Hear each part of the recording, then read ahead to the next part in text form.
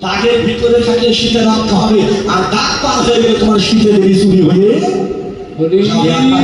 রক্ষা করতে।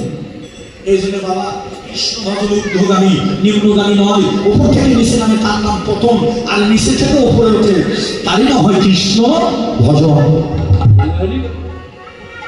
সিংহাবেনু মুরলী করিয়া শয়ন ধ্বনি,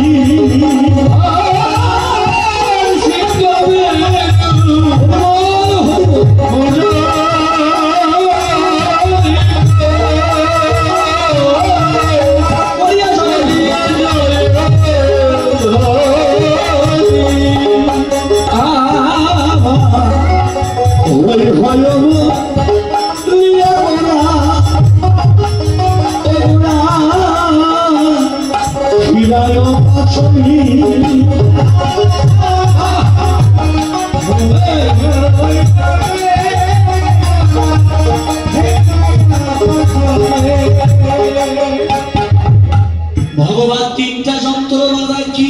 সিংহাবেনু মুরলী শ্রীরাম বৃন্দাবনে। কলিযুগে একটাও নেই, সিংহাও নেই, বেনুও নেই, মুরলীও নেই। তাহলে মহাপ্রভু কি বাজায়? পথ, গোষ্ঠের পথ, নবদ্বীপের গৌরচন্দ্রিকা। তাহলে মহাপ্রভু কি বাজায়? মহাপ্রভু বাজায়। আজও সিংহাবেনু আছে, কে বলছে নেই?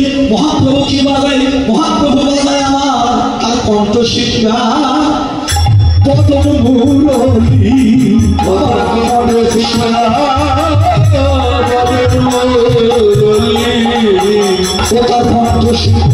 বদন মুরলী,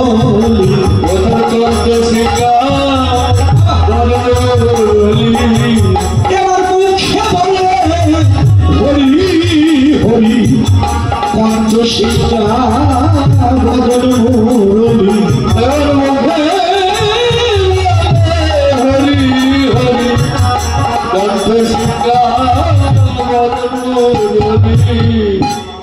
শ্রীরাম বৃন্দাবনে আমার ভগবান যখন গোসালের খেলা খেলেছিলেন বাবা, তার নবরঙ্গ যখন পালছিলেন, ভগবানের হাতে তিনটা যন্ত্র ছিল।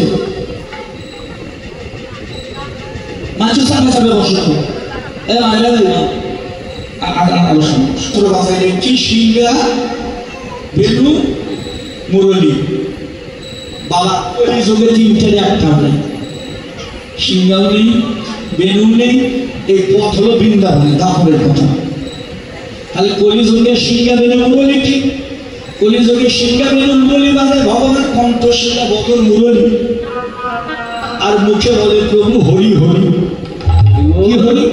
বলি নিজেই হরি, বলি সেই হরি বাবা নিজেই হরি।